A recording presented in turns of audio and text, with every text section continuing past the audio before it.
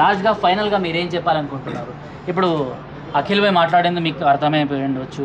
So ఆయన అంటే ఒక ఇస్లాం నుంచి వచ్చినా కూడా సో మా మతంలో కూడా ఇలాంటి దొంగలు ఉన్నారు, వాళ్ళని ఎండగడుతున్నాము అనేసి ఈరోజు మాట్లాడడం జరిగింది.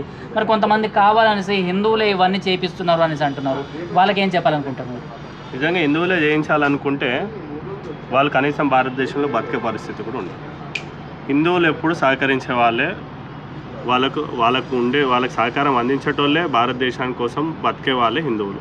ఈరోజు హిందువులు ప్రతి ఒక్క ముస్లింని ప్రేమిస్తాడు, వాళ్ళకు సొంత మనిషిగా ట్రీట్ చేస్తారు. ఎప్పుడు వాళ్ళు ఒక షోయబుల్లా ఖాను లేకపోతే అబ్దుల్ కలాం లాంటి వ్యక్తులు అయితే గుండె కట్టుకొని ఆరాధిస్తాం.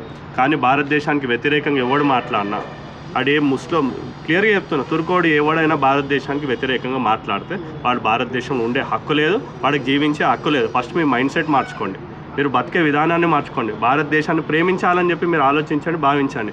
ఈరోజు భారతదేశంలో తినుకుంటా బతుక్కుంటా భారతదేశాన్ని నాశనం చేయాలని చూస్తున్నారు మీరు.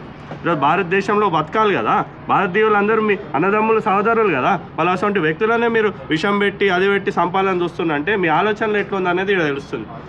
ఇక్కడ మొత్తం మీ ఐడియాలజీ తప్పు, మీ మైండ్ సెట్ తప్పు, మీకు చిన్నప్పటి నుంచి నేర్పిస్తున్న విధానంలో తప్పు ఉంది కాబట్టి మీరు ఈ రకంగా ఆలోచిస్తున్నారు. ఈరోజు భారతదేశంలో ఉన్న హిందువులు కూడా అందరూ గ్రహించాలి. మీరు ప్రతిసారి హిందూ ముస్లిం బాయ్ బాయ్ అంటారు కదా, ఆ హిందూ ముస్లిం బాయ్ బాయ్ మనకే కదా, వాళ్ళకు కూడా ఉండాలి. వాళ్ళకుంటే ఈ రకమైన ఆలోచనలు ఉండవు. ఈ రకంగా టెర్రరిస్ట్ యాక్టివిటీస్ కొంతమంది చేయరు, కొంతమంది చేసినందుకే మనకి దుస్థితి పడుతుంది.